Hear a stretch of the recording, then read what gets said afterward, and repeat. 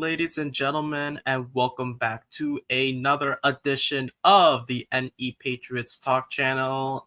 And today I got my man, Thomas Noble, who is in the Patriots Global Discord. How are we doing, my bud? You might want to introduce yourself to everybody that doesn't know you. Good, thank you very much for asking. Oh, okay. So in today's video, we're going to be going over today's OTAs practice recap. Wait, go ahead. Okay, as I was saying, today sorry, go ahead. Sorry. Oh, you're good.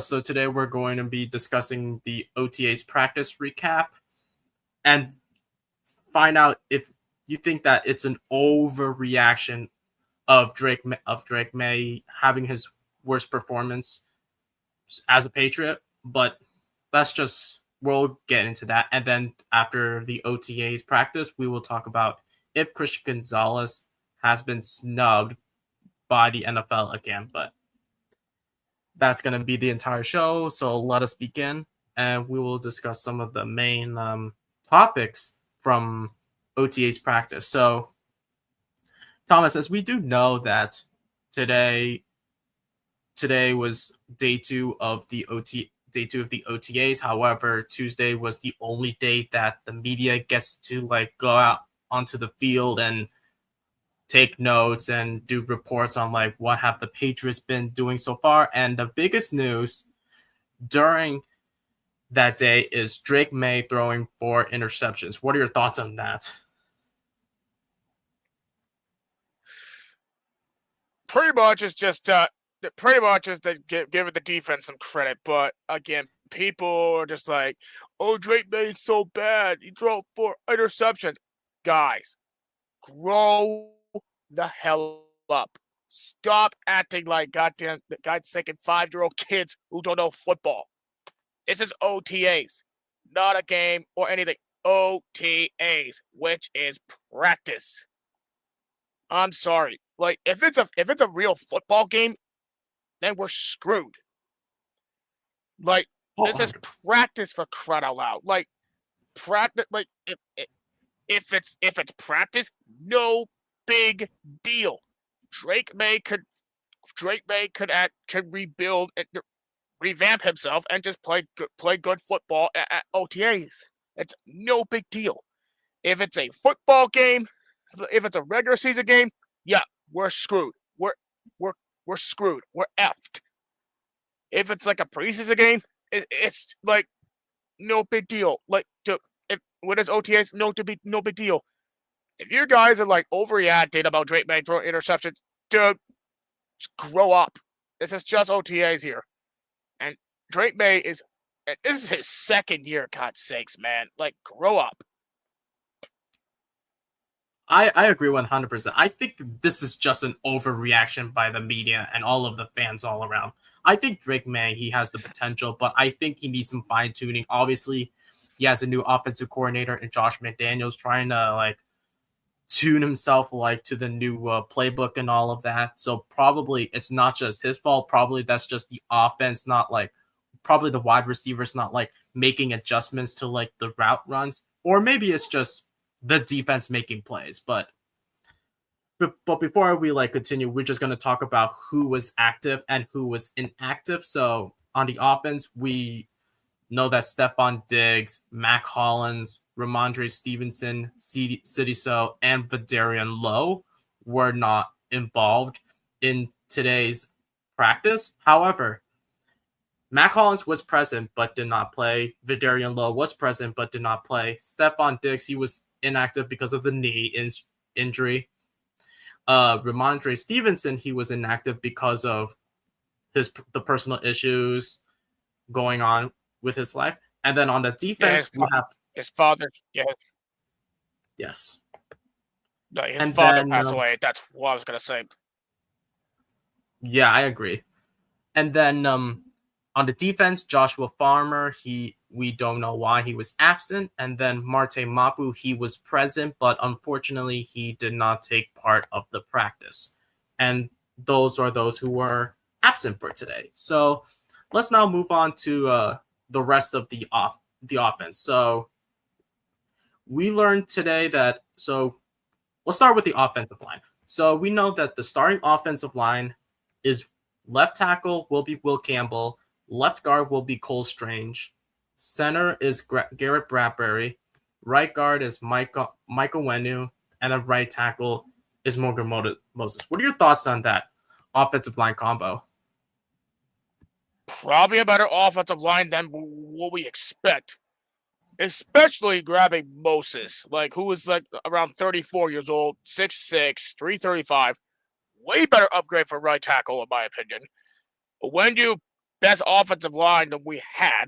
Will Campbell, great pickup here. I think that's the right move here for the draft. Cole Strange, definitely better on the O-line than center. Bradbury, we'll see how he's gonna do. We'll see how he's gonna do here. Or if they want to, they can move with Jarrett Wilson, the draft pick we get out of Georgia.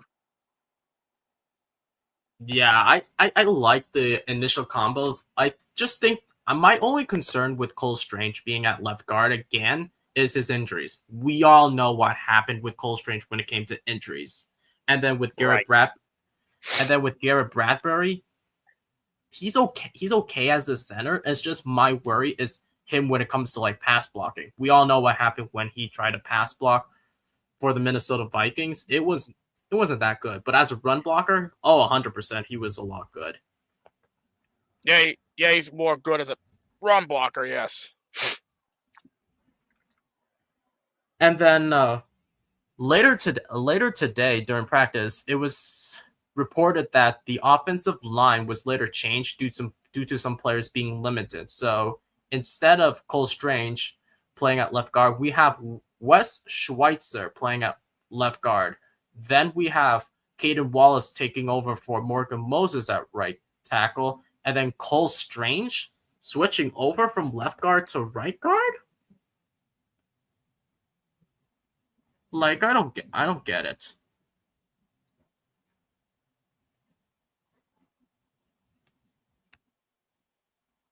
I really don't get it either.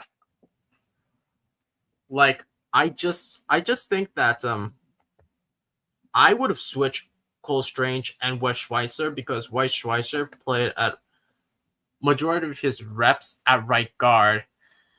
And then obviously we know where Cole Strange plays. I would have think that he would have been replaced by I don't know, Layden Robinson. But then again, I would have give reps to Layden Robinson than some guy that is on a 1-year deal.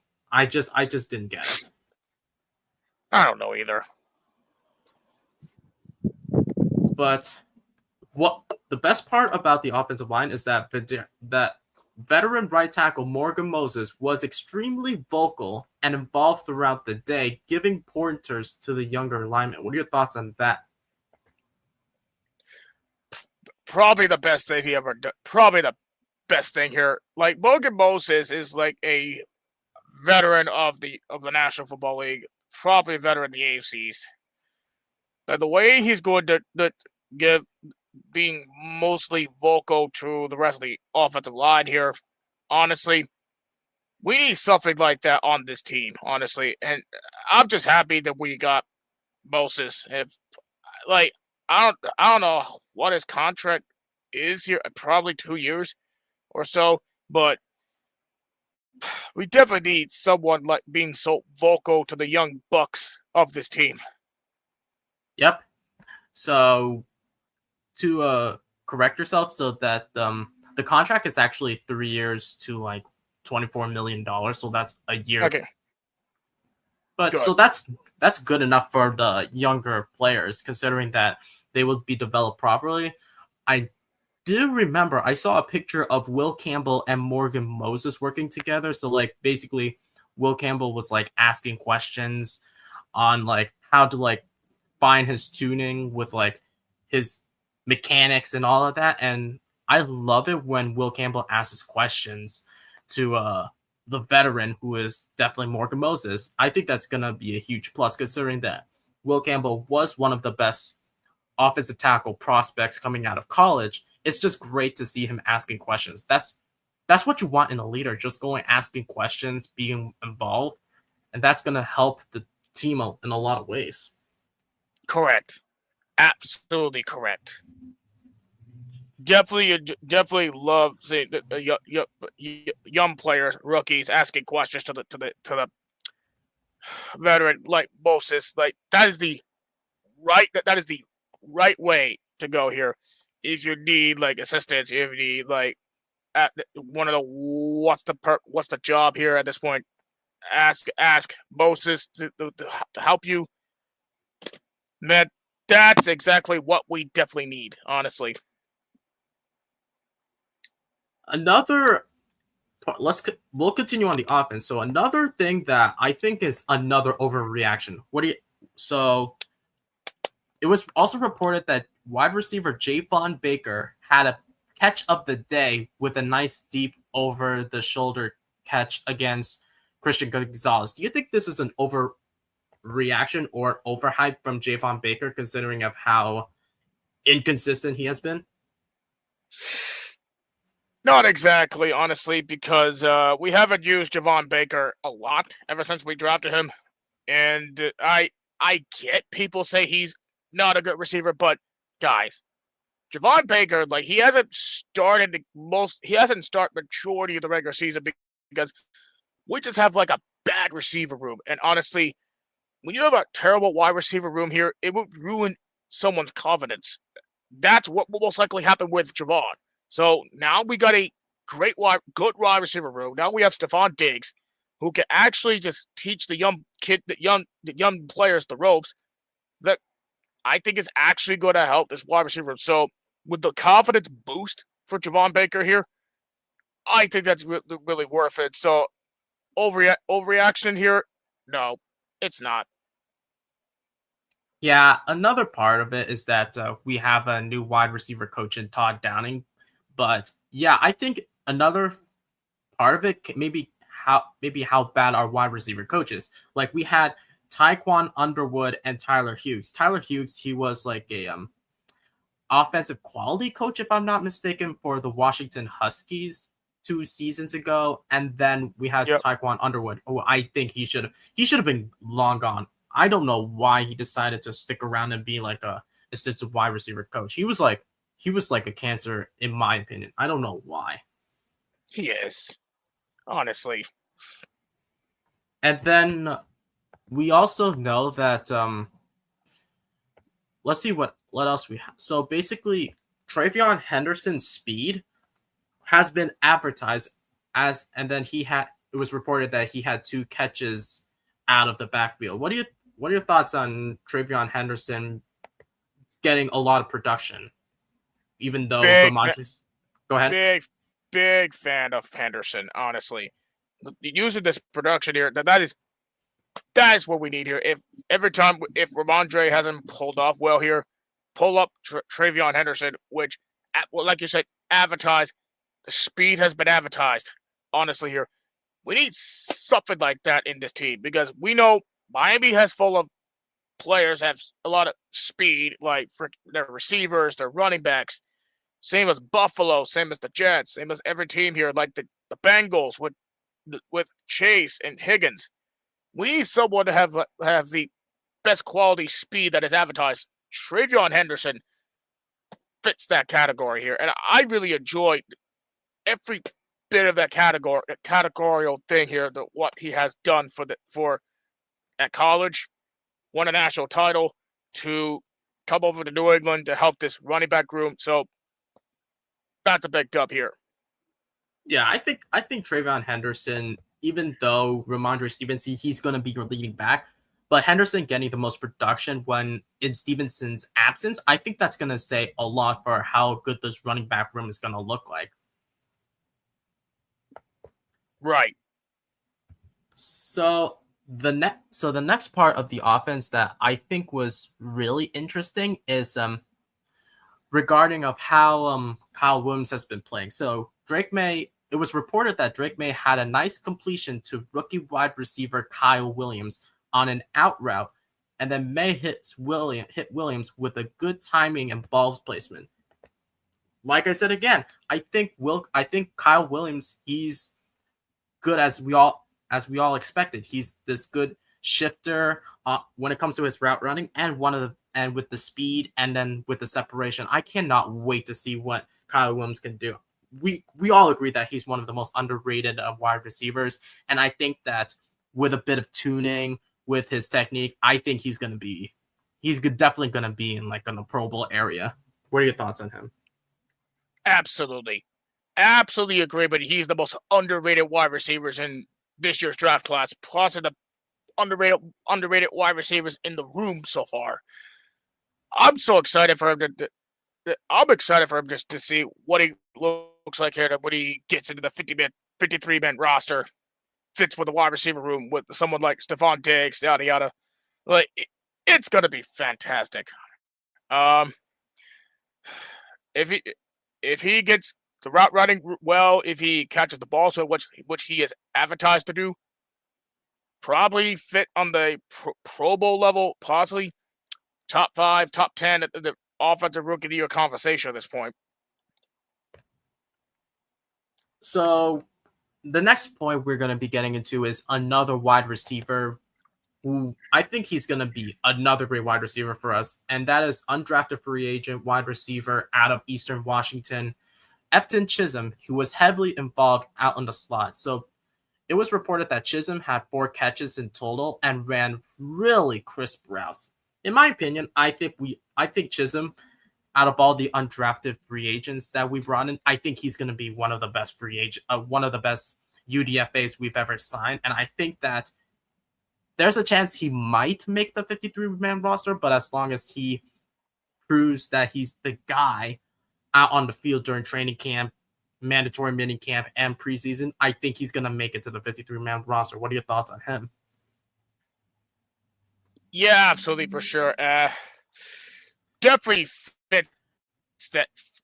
the Patriots criteria well here. I think he'll make the 53-man roster regardless. And there's one Patriots receiver who also came out of Eastern Washington that we picked, and that is Kendra Bourne. He was also a veteran of this team, so he could actually teach Chisholm well on the ropes because A, Eastern Washington the alums, B, he'll actually help this young buck actually play good receiver routes at this point. So not only the wide receiver coach will actually help him well. Not only Stephon Diggs, you got Kendra Bourne, who came out of Eastern Washington as well, who is a veteran at the wide receiver position. So I do see Chisholm make the 53-man roster regardless. I see him just getting taught by his teammates, including Diggs and even Bourne. Another point I think I want to point out, Luke says it really well. He definitely fits the Josh McDaniels scheme. So, and I can't wait to see how Josh McDaniels utilizes him. A proper offensive coordinator than one of the other 3 offensive coordinators that we had when Josh McDaniels departed for that stupid Raiders head coaching job, which I think was a big mistake on his end. But it is what it is. But with Josh McDaniels being back, I cannot wait to see how some of these wide receivers are going to be utilized. So the next point we got is like McDaniels is Go ahead. Go ahead. Go ahead. No. You have your thoughts on Josh McDaniels is the only he's the only best offensive coordinator we have here overall here without Brady. So that's what I was going to say here. I 100% agree. Even though Bill O'Brien had its moments, I just think that Josh McDaniels, based off his experience with New England, he's definitely proven time after time again, he's one of the most underrated offensive coordinators in the league. Just not as a head coach. No. And then absolutely not. And then finally we got another point on the offense before we switch over to the defense was Drake May hits tight end Hunter Henry on a perfect throw over the middle towards the end of practice. we all know Hunter Henry. He's one of the most reliable tight ends in the league. Yep. He has been like our receiving yards leader for like the past, I don't know, for like 2 to 3 seasons. It's like Hunter Henry. I cannot wait to see Hunter Henry being like reuniting with Josh McDaniels, considering that he has one of his best seasons with Josh McDaniels because he led the league in touchdowns per tight ends in all tight ends. What are your thoughts on Hunter Henry? Go ahead. Absolutely for sure here. But I cannot wait to see what McDaniels is going to do with Hunter Henry and not with the rest of the tight ends in this team. Oh, 100%. I think that he's going to be. I think he's one of the most underrated tight ends in the league currently, out of all tight ends that I know of, because we all know that there's so many good tight ends. Like there's George Kittle, there's the rise of Brock Bowers, Travis Kelce. He's up in age. You still have some of these young tight ends. I just think that the tight end position has been underappreciated from time to time. So I think that Hunter Henry, he's definitely going to be one of those guys. And then paired with Austin Hooper. I can't wait to see Austin Hooper now being back with the Patriots. And then obviously the rise of Jaheim Bell if he's used properly during training camp or mandatory minicamp. Yes, for sure. But let's now switch over to the defense. And we all know that the defense won today's practice, and for this reason. So let's start off with Christian Gonzalez having one of his better days regarding the Javon Baker catch. I think that Christian Gonzalez had a great day today. 2 picks. This just shows how underappreciated Christian Gonzalez has been, and we will get into that Pro Football Focus list of why I think Christian Gonzalez got snubbed again and why I think he's been disrespected. What are your thoughts on Christian Gonzalez having another great day? Yeah, this clearly tells that he's a top 5, top 10 best corners in the National Football League, just to make plays like that. I'm just glad that he's been in our team for almost 2-3 seasons now here with him. It's probably the best idea to grab a corner that is we need him, because the positions since 2023 that we have not do well here is corner, and we grabbed probably the best corner in the 2023 draft class, best that really puts in the best out of him. And plus, like, if it would have thanks a lot to that ding dart injury, he would have been defensive rookie of the year by now. I agree. I think Christian Gonzalez, I think he's been underappreciated just because there's so many good cornerbacks. I'm not going to lie. There are so many good cornerbacks, but I think some of these cornerbacks who I think are currently good, excluding Patriots the second, I just think that some of them are overrated. Like Denzel Ward, I don't think he's like the top 5. I think I would replace Christian Gonzalez over some of these other cornerbacks like Denzel Ward, Marlon Humphrey. You name some of them. But they will not.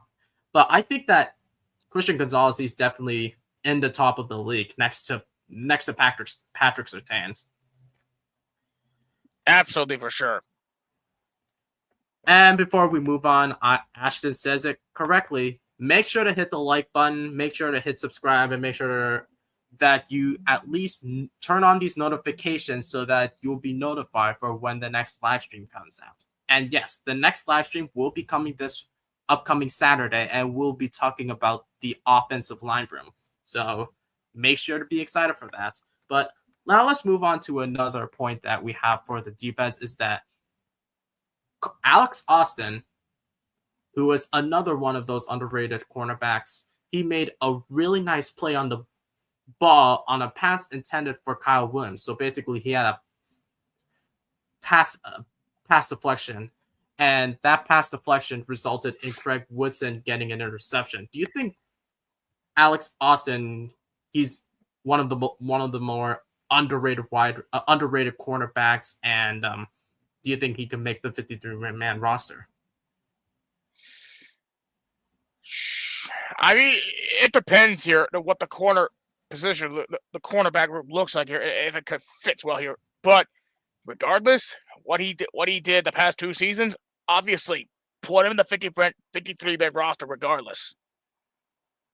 Oh, 100%. I think he's time and time again, he's becoming one of those cornerbacks who I think he's definitely a developmental cornerback. I just think that when he got let go by Buffalo, was it Buffalo? Yeah, I think it was Buffalo. It was Buffalo. It was Buffalo. And then signed off of waivers by the Texans, and then we claim him off of waivers. And ever since then, Austin, he showed up big time when he got that interception off of Josh Allen. I think it was week 17, and he had and he proved time and time again he's one of those underrated underrated cornerbacks in the league right now. And I think that time and time again, and then he will potentially be one of those starting cornerbacks. It's just if he stays healthy, that's going to be the question, because last season he has been plagued with injuries. Yeah, but imagine this: like Gonzo, Carlton Davis, the one we picked up, Austin, 3 corners on that defense, dude. It's going to be the probably best corner room we ever had, ever since without Tom Brady in this Patriots team. No, Andy, I know we didn't play a Josh Allen week 17. I was referring to in 2023 when we played the Bills in week 17. I was referring to 2023, not 2024. Just to clarify. But yeah, let's move on to the safeties. So we know that Craig Wilson got that interception. However, unfortunately, he did give up a catch along the sideline to fellow rookie Kyle Williams, and the pass was placed perfectly. So probably there's some fine tuning here and there, but but Del Pettis, man, he's one of those safeties who I think he's definitely gonna be up there because we all know Duggar regressed, Peppers. We don't know after his legal issues came into play. Do you think that Del Pettis would be that guy? And if Craig Wilson, proves time and time again that he can be the Devin McCourty he is? I absolutely for sure. Pettis is definitely going to be up there here when Pepper is going to be most likely out, and when Duggar is regressing, I do not think it's going to happen anytime soon here. I think Pettis and Woodson definitely going to be fit the criteria here on the safety position here. Oh, 100%. I think that we have a great safety room. It's just that there's so much competition. You don't know who will be your top 2 safeties. So it's just It all comes down to competition. But I'm so excited to see what the secondary can do. But now let's move on to the front D line, and then we will conclude. With the special teams. But what are your thoughts on Christian Barmore being back on the field since his blood clots plagued his season last season? Great to see him back. Honestly, without Barmore, we've been regardlessly weak on that line. We have allowed big runs last season against probably the top tier running backs, low tier running backs, mid tier running backs. We allow big runs against them here without Barmore on that line. But I'm just happy he is back. But not only he's back here, we added a Super Bowl champion of Milton Williams, I am excited to have him on that line. Probably the most underrated defensive lineman in the damn league. Have him and Barmore there, lights out. Probably the best duo defensive lineman in this Patriots group. Oh, 100%. And the fact that you have Terrell Williams, hopefully he stays healthy. I think that when this guy is coaching up the defensive line, considering he was a defensive line coach, this guy's going to make – these two are going to make plays. Him and Milton Williams. I just cannot wait to see Milton Williams and Christian Barmore, considering that he did have experience with DJ Reader. He had experience with Jeffrey Simmons. He had experience with Levi Onwuzurike, and then obviously with Aiden Hutchinson. So I'm definitely excited to see what who is it? What the defensive line is going to be doing. I'm really excited. But let's now move on to another rookie, and that is at defensive end Braden Swinson, fifth rounder out of LSU. And the best part is Braden Swinson was in the backfield a lot, and he had a pressure and a punch out during the 11th. I think that even though Braden Swinson, he's not like your typical run defender against the pass. I think that he's going to be great considering of how weak our pass defense was. Yeah, absolutely, for sure. I'm surprised that nobody in the draft. I'm surprised that nobody took him. He's projected to be like a second or third round pick. The fact that we got him in the fifth round, that is a major steal, in my opinion. Swinson is definitely going to be most likely going to be fit in this defense here. Like you said, he's kind of iffy on the run defense here, but on the pass, he's definitely going to be one of the best pass rush defensive players in this Patriots group when it comes to the young bucks. Oh, 100%. I know it was reported the reason why his draft stock tanked was because of his character concerns, but they're not as like major compared to some of the other players like Mike Green or James Pierce. I just think that some of it was like a coaching thing. I know he was like sat out for one game because of whatever happened in Oregon or whatever happened at LSU. But regardless, I think that Brent Swinson was slowly getting there. He had his best season during his final season at LSU, and I think that Swinson, if he can like improve time and time again, he's a developmental rookie.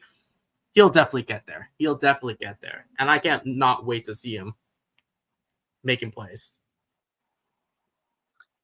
Yeah, absolutely. And finally, let's conclude, and we're going to conclude with the special teams. Let's start off with the field goal. So, no surprise, within the 40 and the 50 yards, we see that rookie Andy Borgales was perfect all day, while John Parker Romo, unfortunately, he had an okay. He didn't have like a good day. He was 2 for 4. The first one was a wide right, and the second one was a wide left. There's no debate that we already have a kicker in our room, and that is the young rookie in Andreas Borgales. Absolutely, for sure. That makes have a good reason why we should be excited to get a rookie kicker compared to Chad Ryland, who's been ass in 2023 for crying out loud. But now with Bargales, who is actually going to kick a 50-yard ranger, like at his pro day at Miami, he actually kicked almost a 60 to 70-yard field goal.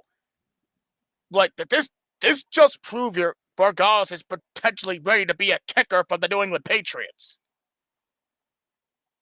Oh, 100%.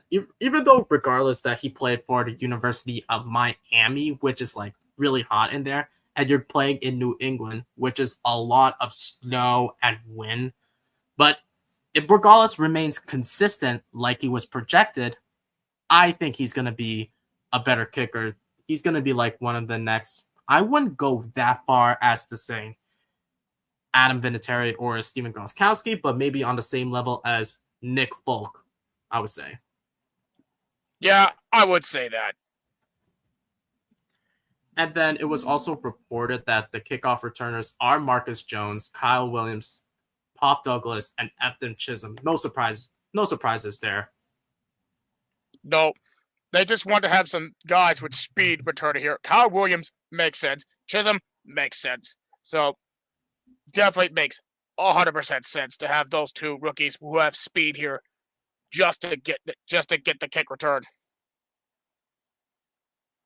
Yep, I to be honest, even though this is just day one of OTAs, all of these will subject to change as time goes on.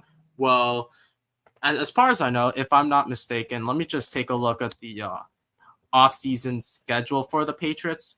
and then we can see like how everything could change for the Patriots. So as far as we know, we do so phase one. Um, where where are we? I just need to take a look at the schedule for New England. So we're already in like day two. We're already like in phase three of the off season, which is like OTA. So basically, it's so the workouts are so today's the 20th. So their next one is gonna be on the 22nd. Unfortunately, that's not the media will not be like doing like reports or whatnot over there. However, the next one is going to be on the 27th, 28th, and 30th of May, and then you can conclude with June 2nd, 3rd, and the 5th. So that's when the off-season workouts are. And then we get to mandatory minicamp, which is going to be June of 9th to the 11th, and that is the off-season schedule. But let's now move on to the second part of the stream, and that is Christian Gonzalez getting snubbed. So here I have is the pro football list of players who are it's the top 25 of players under the age of 25 entering into the NFL league. And when you look at the list, you have some great players. You have Penei Sewell, Puka Nacua, Kyle Hamilton, Jaden Daniels, Trent McDuffie, Jared Verse, Will Anderson, Brian Branch, Bijan Robinson, Gibbs, London, Stroud, Stingley Jr., Bowers, Neighbors, Witherspoon, Carter, Benford, McConkey, Thomas Jr., A-Chain, Tyler Smith, Sam Laporta, Cooper DeJean, and Kirby Joseph. So, any of these players who you think that should not be on the list, making room for like Christian Gonzalez, because I can think of a couple. I know what you're gonna say. The rookie Cooper DeJean. I mean he did well his rookie year, but if I were to name a few people here, Devon A-Chain's one of them because I'm sorry, he's a good running back for Miami, a good running back overall, top 20 in the league, but he's not a top 25 player in the National Football League according to PFF, in my opinion. Tyler Smith, no. I don't know who else here. The only two I can name of here to make room here. To be here is Devon A-Chain and Tyler Smith. I would agree too. Another player I can think of is Christian Benford, considering that he didn't have like a good season for the Buffalo Bills. The only reason he was on the list because he played for the Buffalo Bills, and he got paid like it too. I know he's definitely a good cornerback, but I don't think he's like a Pro Bowler or a All-Pro cornerback at that level. But I just think that Christian Benford, he's good. I just don't think he's like up there just yet. You know what I mean? No. Yeah, I know what you're talking about. And good thing that the list does not have Sauce Gardner on the list. And I'm okay. I like Sauce Gardner on the field, but it's just as a player, I did not like what I saw out of him last season, considering that our guy Kayshon Boutte mossed that guy, and I was like, that was so satisfying to see. Oh yeah, absolutely for sure. Here, he is he was like one of the top corner prospects in the 2021 class here at this point here, who used to play with Cincinnati, who's a Group of 5 team made it to the college football playoff, which is a big surprise because of his contribution to that team. Drafted to the Jets here, defense rookie year, great year out of him. Year 2, he's like kind of above average. Third year, it's just no. Yeah, so overall, I think that Christian Gonzalez, he's definitely, to be honest, I think Christian Gonzalez should have been on this list, but it's PFF, so it doesn't matter. But if it's any other list that I think Christian Gonzalez doesn't deserve, I would have been really pissed. But I just think that because of the injury that he had during his rookie season, it's just hard. It's just hard to say who he is as a player. But Yes. he will definitely get up there. And then there's actually one player who I think he could also replace, and that is Derek Stingley. And it's not because not because I don't like Derek Stingley. It's just that the injuries that he had in 2022 or 2023, I think his injuries plagued them. But then again, he's a really good corner. He is a really good cornerback out of all the He cornerbacks is. that But on the list. there's no like there is no reason you should take. There's no reason you could take him off of that list. Oh, 100%. But then with Cooper DeJean, I think they jumped the board ahead of with Cooper DeJean. Yeah, he may have had a good game against Patrick Mahomes in the Super Bowl, but I just think that's just one game. Can you like prove time and time again he could be that guy in a full I season? mean, Because go ahead. I like it's not one game. Like overall, the season he did a good rookie year. Like I'm sorry. Like I know you're gonna say you might Cooper DeJean could be off the top 25. To me, I'm a fan of Cooper DeJean. Like when he played at Iowa, he's been a kick returner. He is a great corner and a good punt / kick returner for that team. Honestly, like his rookie year is definitely possibly better. It's hard for me to say to take him off of that top 25. Yeah, I agree. Him and Quinyon Mitchell definitely deserve to be up there, but I just think that maybe like two more seasons out of them, and if they can prove that they are these guys, oh, I think they're definitely going to make it, but not right now. Maybe like next year, but not this year. I just think that they just jumped the gun too soon, but it is what it is. But it seems like that's going to be it for today's video. It's meant to be like a short stream, so I thank all of you guys for joining here today's session. But Thomas, any final thoughts on the OTAs and any like predictions or on like what the heck is going to be going on for the Patriots? Like, what are your high expectations for the Patriots moving forward? Get a better season together and stop overreacting to our franchise quarterback. I Like, think, dear Lord. yeah, let's just spend a like. Actually, I was thinking we could have like talk like 2 minutes just briefly on like how I think that the media has been overhyping Drake May because I think. Oh, just to clarify, Thomas, I think that so Sauce Gardner he was drafted in 2022, not 2021, but at least he Yeah, did have a yeah, good thanks. season in 21. But he did had a good Yeah, season in thanks. 2021. Yeah, thanks. But then again, Sauce Gardner, he's not that guy. He's not that guy. But yeah, going back to Drake, man, I think that the overreactions have been like off the have been blown. I just think that people just overreact too much when it comes to like these 4 interceptions.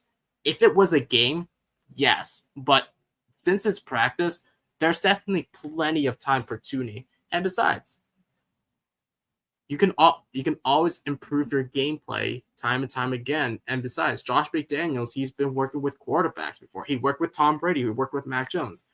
If Tom, if Drake May can do well with a new offensive coordinator, with a new offensive scheme, with a brand new playbook, think he's definitely gonna.